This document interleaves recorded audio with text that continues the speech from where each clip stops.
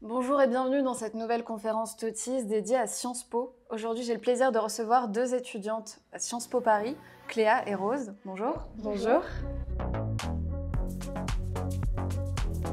Alors, est-ce que je peux vous demander de vous présenter tour à tour?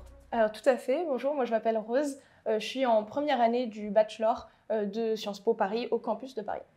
Et bonjour, moi c'est Cléa, je suis en première année de master à Sciences Po Paris également, dans le master ressources humaines et gouvernance durable, qui fait partie de l'école du management et de l'impact, qui est une de nos 7 écoles de master à Sciences Po. Ce que je fais du coup dans ce master, comme son nom l'indique, c'est des ressources humaines, de la gouvernance durable, donc toute la partie comment est-ce qu'on implique les entreprises à avoir des pratiques plus durables et plus respectueuses de l'environnement d'une part et de l'aspect social d'autre part. Et enfin, le troisième volet, c'est sur la transformation des organisations et la conduite du changement. Et avant de faire ça, j'étais donc au collège universitaire sur le campus du Havre, dans lequel j'ai fait mon bachelor en spécialité Asie-Pacifique, avant de passer un an au Canada, dans l'université de Queen's, dans l'État de l'Ontario. Merci beaucoup. Est-ce que l'une d'entre vous peut me présenter Sciences Po en général? Oui, je vais essayer de vous en dire quelques mots de manière un peu brève. Donc, c'est une école qui a été fondée il y a quelques temps déjà, puisqu'elle a été fondée en 1872 par Émile Boutmy à la suite en fait, de la guerre de 1870. Désolée. Et elle voulait en fait former les nouvelles élites françaises pour que la situation qu'on avait connue à cette époque-là ne se reproduise plus jamais. Donc en fait, on a vraiment une espèce de triple originalité dans l'enseignement qu'on propose. D'une part sur le statut, puisqu'on est en école privée, donc on a la chance de pouvoir choisir et les étudiants et les enseignants qui en font partie, ce qui est quand même plutôt chouette, et les programmes aussi surtout, donc les enseignements qu'on y délivre. On a vraiment aussi un projet éducatif qui est novateur dans la manière dont il est construit, c'est-à-dire qu'on a à la fois des cours, comme vous pouvez connaître à la fac, dans des grands amphithéâtres, mais surtout aussi des conférences de méthode en groupe qui sont vraiment plus restreints. Et enfin, le dernier volet, c'est l'ambition plutôt scientifique, surtout le volet recherche, puisqu'on a une pluralité de matières très importante et aussi beaucoup de chercheurs qui travaillent à Sciences Po. Et la dernière chose que j'aimerais mentionner, c'est aussi la nouveauté sur la procédure d'admission depuis 2001, puisque depuis 2001, dans notre procédure d'admission, on a la procédure, ce qu'on appelle CEP, donc les conventions d'éducation prioritaire, qui nous permettent d'intégrer des élèves avec une diversité sociale bien plus importante. Merci beaucoup. Pour y voir plus clair, est-ce que vous pouvez détailler Sciences Po Paris, Sciences Po en région, les campus de Sciences Po Paris en région? Oui, c'est vrai que ça peut prêter un peu à confusion parce que c'est un peu compliqué, on l'admettra. Donc il ne faut surtout pas confondre, il y a deux grandes écoles, on va dire, qui ont la même appellation de Sciences Po. On a d'une part Sciences Po Paris, qui est l'école de laquelle nous venons, qui a 7 campus délocalisés dans toute la France, qui ont chacun une coloration géographique, donc une sorte de mini-spécialisation. On a le campus de Paris, qui est le seul campus qui n'a pas cette coloration. On a le campus de Reims, qui lui a 2 programmes, un centré sur l'Afrique et un sur l'Amérique du Nord. On a le campus de Nancy, qui lui a un focus franco-allemand et affaires européennes. Ensuite, on a aussi le campus du Havre, centré sur l'Asie-Pacifique, le campus de Menton sur le Moyen-Orient, le campus de Dijon, lui sur l'Europe de l'Est et l'Europe centrale, le campus de Poitiers qui a une mineure sur l'Amérique latine, et enfin Non, c'était le dernier, pardon. Et donc, Sciences Po Paris, comme ça, c'est une entité complètement séparée de ce qu'on appelle les instituts d'études politiques qui sont indépendants et présents partout en France. Donc, on a Lille, Grenoble, Saint-Germain-en-Laye, Bordeaux. Et les modalités d'admission pour les deux types d'écoles ne sont pas du tout les mêmes, parce que les IEP ont ce qu'on appelle le concours commun, sauf pour Bordeaux et Grenoble qui, eux, ont des procédures d'admission encore séparées. Et puis Sciences Po Paris, c'est pas du tout la même admission parce que c'est pas la même école. Et donc là, on a pas de concours, mais un rendu d'écrit qu'on va pouvoir vous détailler et un oral pour les dossiers qui sont sélectionnés. D'accord. Quelles formations sont proposées à Sciences Po Paris? Quand on y rentre donc en première année, suite à Parcoursup, on rentre ce qu'on appelle au collège universitaire, c'est-à-dire qu'on effectue 3 ans, 2 années sur un des campus que Rose vient de citer, puis une 3e année obligatoire à l'étranger, que ce soit par contre un étranger plutôt proche de chez vous ou plutôt très lointain, ça c'est vraiment à vous de le choisir. Et au terme de ces 3 ans, vous obtenez un bachelor en sciences humaines et sociales avec une coloration géographique ou non, selon le choix que vous avez fait. Par exemple, dans mon cas, moi, j'ai mon bachelor avec ma coloration géographique sur l'Asie-Pacifique. Si vous êtes sur Paris, ça ne sera pas le cas. Et vous pouvez faire un autre choix, qui est celui d'intégrer un double diplôme. Et dans ce cas-là, le diplôme obtenu bien sûr, ne sont pas exactement les mêmes, puisque c'est plutôt des cursus qui se déroulent là en 4 ans, puisque vous avez 2 ans à Sciences Po, et au lieu d'avoir 1 an à l'étranger, vous avez en réalité 2 ans à l'étranger dans l'université partenaire d'attachement. Et donc vous avez bien le bachelor de Sciences Po en sciences humaines et sociales, plus le diplôme attaché qui, lui, varie selon les universités dans lesquelles vous avez fait le choix de candidater en première instance. Très clair. Quel profil faut-il avoir pour intégrer un bachelor à Sciences Po Paris? Plutôt un profil, je dirais, curieux, avec des idées, des opinions, des engagements. Il n'y a vraiment pas de profil ni de rôle modèle idéal qu'on recherche dans nos cursus. On cherche juste vraiment des gens qui ont envie de réfléchir sur le monde qui les entoure, d'agir sur leur environnement de la façon avec laquelle ils l'entendent et aussi avec les valeurs desquelles ils sont imprégnés, avec le passif, avec d'où ils viennent, avec tous ces éléments-là. Donc vraiment pas de profil idéal, sinon vraiment des profils curieux qui ont soif d'apprendre et qui sont ouverts à découvrir des choses et à apprendre des autres. Alors justement, est-ce qu'il faut être le meilleur de sa classe pour pouvoir intégrer Sciences Po? Alors, vraiment, pas forcément. On n'a pas de spécialités qui sont prérequises au lycée, par exemple. Bon, c'est vrai que beaucoup des gens qui sont là ont fait AGGSP, SES, des spécialités en lien avec ce qu'on apprend à Sciences Po, mais beaucoup ont aussi fait autre chose. Il y a pas mal de gens qui ont fait des maths, qui ont fait parfois même complètement autre chose, HLP, anglais, voire des spécialités scientifiques. Vraiment, tout le monde peut être pris, tout le monde a sa chance. Ce qu'il faut, c'est savoir relier ce qu'on a appris à nos intérêts et donc à notre volonté d'intégrer Sciences Po et d'y apprendre tout ce qui est enseigné. Et puis, il faut surtout noter qu'en dehors des notes et du profil académique, c'est vraiment l'ensemble du profil de l'étudiant qui va être observé. Donc, les activités extrascolaires, ses engagements, les combats qu'il a pu mener, vraiment tout ce qui compte dans sa personnalité et dans qui il est lui. Et ça, c'est quelque chose qui peut vraiment assez facilement transparaître dans les écrits, dans l'oral. Et c'est quelque chose qui est vraiment presque plus pris en compte parfois que les simples notes et les simples résultats académiques des élèves. Alors justement, quelles sont les étapes pour candidater? Qu'est-ce qu'il faut mettre dans son dossier? Qu'est-ce qui est regardé?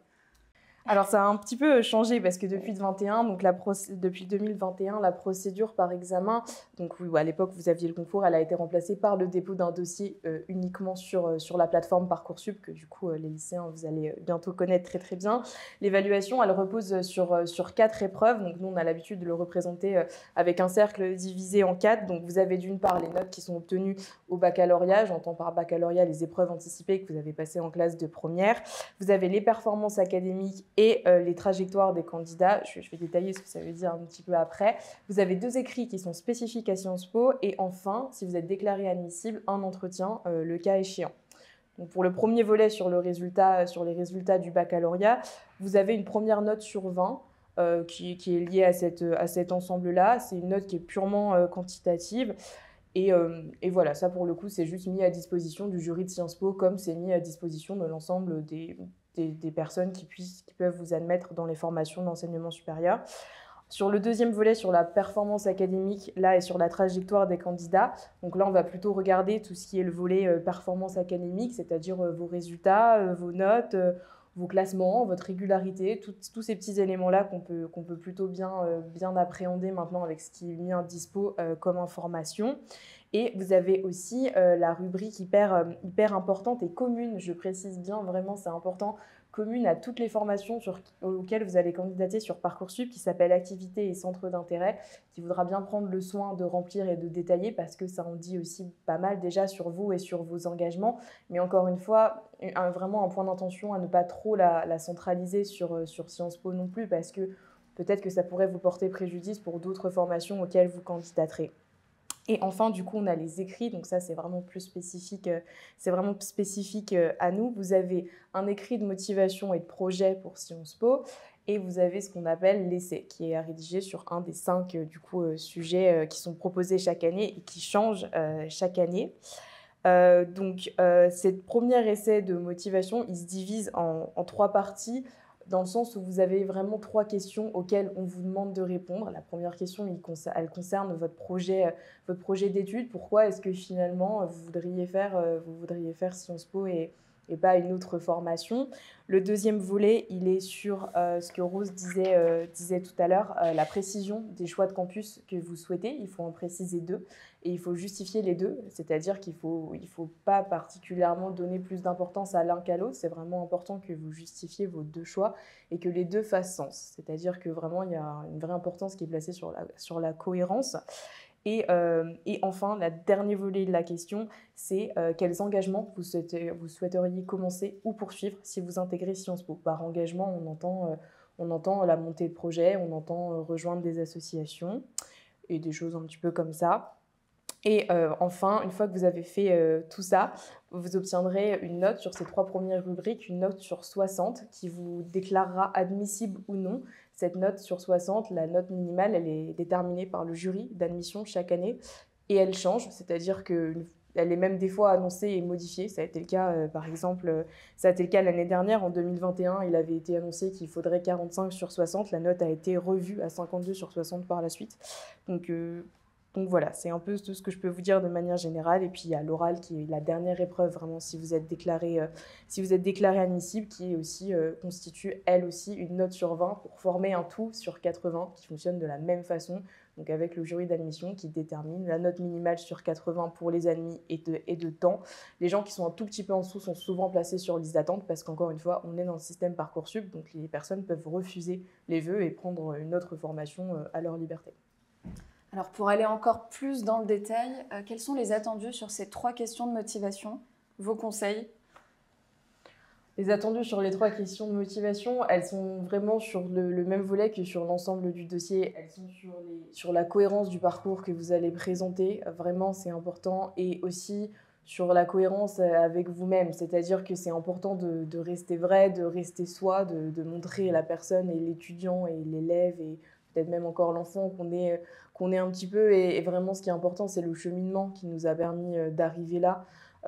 Voilà, moi je dis toujours assez simplement que l'idée c'est pas de s'inventer une vie pour rentrer à Sciences Po parce que d'une part c'est peut-être pas quelque chose dont vous serez fier et d'autre part dans un oral pour avoir l'habitude du coup d'en faire des oraux blancs c'est très très vite perçu, donc nous pas professionnels, vous imaginez un jury qui est professionnel, c'est vraiment très très vite perçu quand il y a des énormes dissonances cognitives ou des choses qui sont pas cohérentes, on voit que ça passe pas au travers de la personne, ça c'est embêtant, donc voilà, juste soyez vous-même et c'est en plus de ça là où vous serez beaucoup plus inspiré pour écrire des choses pertinentes.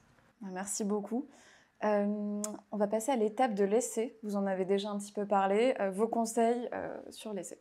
Donc l'essai, juste pour repréciser un petit peu, il y a 5 thématiques qui sont proposées par Sciences Po, qui changent tous les ans, que vous pouvez trouver sur leur site internet ou sur l'Instagram de SOS Sciences Po d'ailleurs. Il faut choisir une de ces 5 thématiques et rédiger votre essai par rapport à cela. L'essai il fait entre 3000 et 4000 caractères, espace compris. De toute façon, vous ne pourrez pas en rentrer plus sur Parcoursup. Donc, vous n'avez pas le choix, c'est limité, ce qui est assez court quand même. C'est une page et demie. Donc, quelques exemples de sujets, mais encore une fois, vous les trouvez sur Internet. On a par exemple, cette année, la direction de votre lycée examine l'utilisation de l'intelligence artificielle dans le cadre pédagogique. Vous êtes représentant des élèves et devez présenter leur position sur ce sujet, rédiger votre prise de parole. Ou par exemple, lorsque vous réfléchissez aux enjeux climatiques d'aujourd'hui, qu'est-ce qui vous donne de l'espoir et pourquoi? Donc on voit vraiment que c'est des thématiques qui sont très variées, c'est même des formes qui sont très variées. Parfois elles sont imposées dans la consigne et parfois elles sont laissées libres pour le candidat. Après le but n'est jamais vraiment de faire quelque chose de très académique, de faire une dissertation, thèse, antithèse, synthèse, c'est pas du tout ce qui est recherché. Il faut vraiment pouvoir faire transparaître votre style à vous, votre personnalité, les enjeux qui vous tiennent à cœur à partir de cet essai justement. Et donc mon conseil, ce serait voilà, de prendre quelque chose qui est cher à vous et que vous pouvez défendre de manière assez personnelle en fait. D'accord, c'était très clair. Après l'étape du dossier vient celle des oraux. Est-ce que vous pouvez nous en dire un peu plus, nous expliquer le format, partager vos conseils? Tout à fait. Alors les oraux, pour les personnes qui auront vu leur dossier sélectionné, c'est un oral d'une vingtaine de minutes. Il se compose en 3 parties. On a d'abord une présentation du candidat de 2 minutes, et là c'est 2 minutes assez maximum. Donc encore une fois, c'est assez court, il faut pouvoir vraiment le préparer en amont et savoir un peu ce qu'on veut faire transparaître de nous. Ensuite, on a une analyse d'image qui est souvent très redoutée par les candidats. On a donc 2 images qui tombent, qui sont complètement aléatoires. Et il faut pouvoir les analyser pendant 4 à 7 minutes, savoir montrer un peu qu'on sait lire une image, montrer qu'on sait en tirer les enjeux, qu'on sait les relier à l'actualité. Et puis suite à cela, il y a un échange avec le jury, tout d'abord sur l'image en elle-même, donc le jury peut poser des questions, demander des précisions, et puis ensuite on passe à une troisième partie complètement séparée, toujours d'échange, où le jury va poser des questions à l'élève sur lui, sur sa motivation pour Sciences Po. Il peut à nouveau demander de justifier les campus, par exemple, ou demander à l'élève de parler de ses projets à Sciences Po, des associations dans lesquelles il voudrait aller, ou même de ses projets pour le futur post-Sciences Po. Donc mes conseils pour les oraux, ce serait vraiment de rester soi-même. C'est un peu bateau à dire, mais c'est vrai, c'est ce que disait Cléa tout à l'heure sur le fait que de toute manière, quelqu'un qui ment honnêtement, ça se sent tout de suite, donc restez cohérent aussi. Mon conseil primordial que je donne régulièrement, c'est n'oubliez pas que les personnes qui sont en face de vous pour les oraux, c'est souvent les professeurs. Et donc, essayez de montrer que vous êtes des personnes qu'ils pourraient vouloir avoir comme élèves. Donc, soyez à l'écoute, soyez attentifs, soyez souriants, ayez l'air d'élèves engagés et motivés. Et c'est vraiment ça, je pense, qui va pouvoir vous aider. La première partie, c'est celle qu'on peut vraiment, sur laquelle on a une mainmise totale, parce qu'on la prépare complètement chez soi. Alors, il ne faut pas non plus que ce soit par cœur, mais c'est quasiment quelque chose de par cœur, juste il faut savoir le réciter de manière un peu naturelle. Et puis, en plus, dans cette première partie, on peut glisser un peu des perches, parce que 2 minutes, c'est très court. Donc, on peut dire, oui, j'ai fait beaucoup d'engagement dans le domaine de l'écologie. Et puis, on passe à autre chose. Et ensuite, le jury sera aussi ravi que vous d'avoir des perches pour pouvoir poser des questions sur quels étaient vos engagements dans le domaine de l'écologie. Donc ça, vraiment, cette partie-là, c'est la plus simple, je dirais. La partie d'analyse d'image, c'est souvent celle qui est le plus redoutée par les candidats, mais dites-vous que le jury découvre en même temps que vous les 2 images qui sont là de manière aléatoire, et il sait la difficulté de l'exercice, donc s'il vous manque des choses dans l'analyse, il saura vous guider gentiment dans les questions vers ces éléments-là, et dans l'échange, c'est ce que je disais, restez vous-même et soyez souriants. Merci pour tous ces conseils. Je peux juste ajouter une toute petite précision, sachez aussi que tous les oraux se déroulent en Zoom. Il n'y a plus d'oral en présentiel depuis que la procédure a été revue.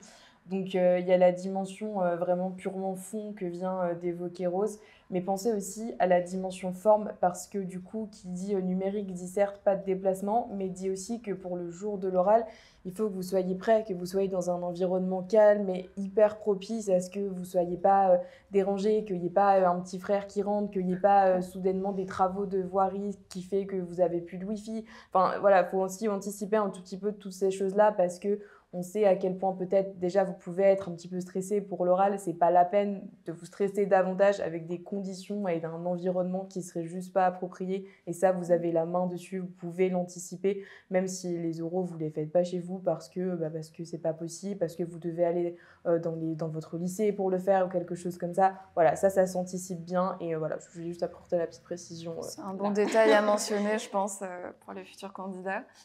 D'ailleurs, quand on intègre Sciences Po, comment se déroulent les 3 premières années? Alors, donc, le bachelor de Sciences Po, il se déroule effectivement en 3 ans. La première année, elle est très, très générale. Il y a d'ailleurs très peu de cours qu'on peut choisir. Le tronc commun constitue la majorité des cours qu'on suit.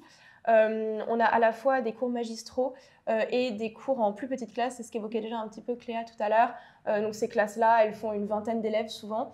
Et donc, on a un cours en conférence de méthode, on appelle ça, qui équivaut à chacun de nos cours magistraux. Et puis, en plus de cela, on a quelques cours électifs, donc notamment les langues ou les niveaux de mathématiques, par exemple. Et donc, les matières du tronc commun, il y en a 6 dans la première année qui sont réparties sur les 2 semestres. On a l'histoire, la sociologie, l'économie, la science politique, les humanités politiques et ce qu'on appelle les institutions politiques. Donc, c'est une sorte de mélange de droit constitutionnel et de droit comparé.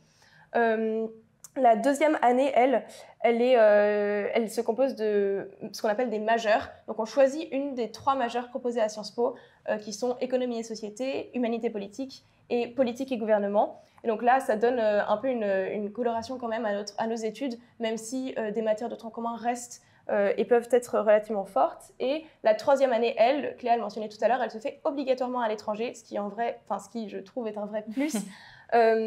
Alors celle-ci, elle peut se dérouler de 2 manières. Soit on décide de faire une année totale dans une université à l'étranger, soit on décide de faire ce qu'on appelle une année hybride, donc avec un semestre dans une université à l'étranger et un semestre de stage, mais également à l'étranger, mais pas forcément dans le même pays. Donc ça peut permettre aussi de voir, de découvrir plusieurs pays et plusieurs manière de voir le monde. Et ces matières-là, elles peuvent changer un petit peu selon le campus et selon la mineure géographique de notre campus. Oui, c'est ça, les matières peuvent un petit peu être différentes selon... Ouais, par exemple, les cours d'histoire peuvent être colorés sur telle ou telle région du monde, ou alors parfois il y a des séminaires qui sont disponibles uniquement sur certains campus parce qu'ils sont sur, sur telle ou telle matière, région du monde. Il peut y avoir un appui additionnel sur les langues aussi. Par exemple, Ouais. nous, au Havre, on avait du coup des langues asiatiques. On avait le japonais, le coréen, le mandarin. Et on avait moins de langues type l'espagnol ou l'italien de disponibles. Mais oui, l'exemple du cours d'histoire est un bon exemple. C'est-à-dire qu'on a tous une base. On nous dit, vous traitez telle partie du siècle. Et après, nous, on a eu, il me semble, sur un total de 12 sessions, qui constituent donc un semestre, on a dû avoir 4 ou 5 cours qui étaient précisément sur voilà, l'histoire de la Chine, ou vraiment cette partie du monde-là en particulier, tandis que, par exemple, à Poitiers, il l'avait, mais sur l'Amérique latine. Donc ça peut un petit peu bouger. Oui, ça différencie un petit peu. Question un peu plus personnelle, qu'est-ce qui vous plaît à Sciences Po ? Du coup, pour être depuis 4 ans, moi, ce qui me plaît vraiment à Sciences Po, c'est l'autonomie et l'indépendance qu'on peut avoir. Je pense que c'est le cas globalement dans les études supérieures, mais c'est particulièrement le cas à Sciences Po dans le sens où, en fait, on a une maquette pédagogique qu'on nous donne avec des obligations d'enseignement. Jusqu'ici, voilà, tout va bien. Mais après, c'est vraiment à nous de choisir comment est-ce qu'on fait sens de ça. Quels cours on prend, on les met finalement à quelle heure. Est-ce que je suis plus quelqu'un qui a envie de me lever à 7 heures du matin ou au contraire, ça ne me dérange pas de rentrer à 21h30. C'est vraiment que des arbitrages un peu comme ça qu'on fait un peu au quotidien. Et ça, c'est plutôt agréable. Moi, ce qui me plaît aussi, c'est la communauté et la diversité des étudiants qu'on côtoie, que ce soit du coup au Havre dans le premier parcours ou sur Paris dans un second temps.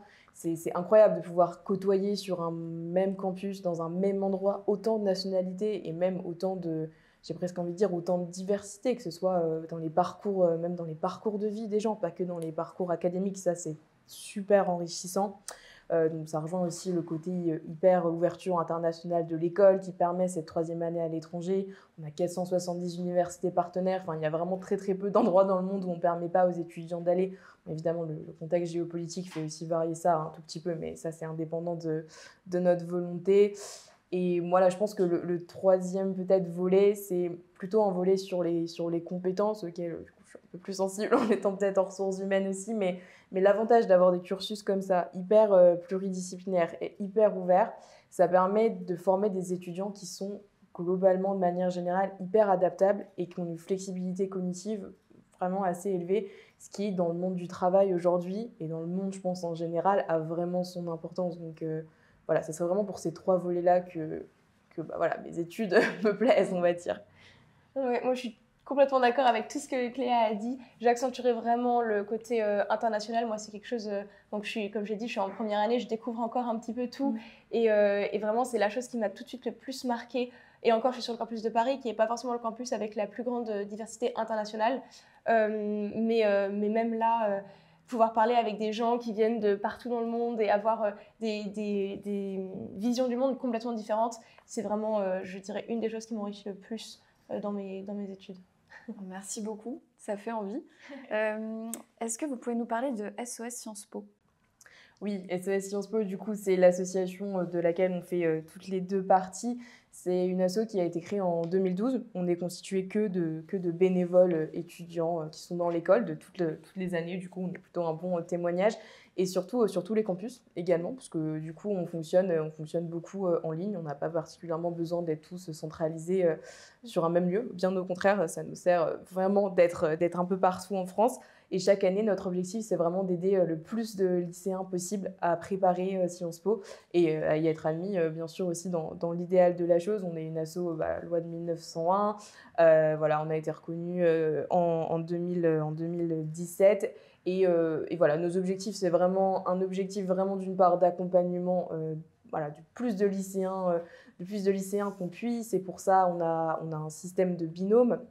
auquel on fait simplement remplir des formulaires de besoins aux gens d'une part et du coup plutôt d'attente et plutôt de connaissance d'autre part à nos étudiants pour pouvoir matcher les gens ensemble et qu'il y ait un système d'entraide qui se mette en place. Je précise que tout ça c'est entièrement gratuit, c'est justement l'inverse du but d'une prépa puisque notre objectif c'est vraiment voilà, de lutter contre l'autocensure et de favoriser l'égalité des gens, enfin, d'autant plus nous parce que du coup moi je suis la responsable du pôle lycéen et du coup notre objectif dans ce pôle-là c'est d'aller à la rencontre des lycéens. Que ce soit dans les zones d'éducation prioritaire ou ailleurs. D'ailleurs, on se déplace vraiment dans tout type d'établissement sans discrimination et du coup c'est chouette de pouvoir aller au forum des associations, de pouvoir aller à la rencontre des étudiants pour un peu lever les barrières qui sont en fait juste des plafonds de verre sur Sciences Po. Et voilà, ça, c'est vraiment le deuxième volet de l'asso. D'accord, très clair. Pour encore plus de détails, de conseils, est-ce qu'on peut vous retrouver sur une page ou vous écrire quelque part? Bien sûr, donc on est présent sur les réseaux sociaux, sur Instagram, je l'ai mentionné tout à l'heure déjà, sur @SOS Sciences Po.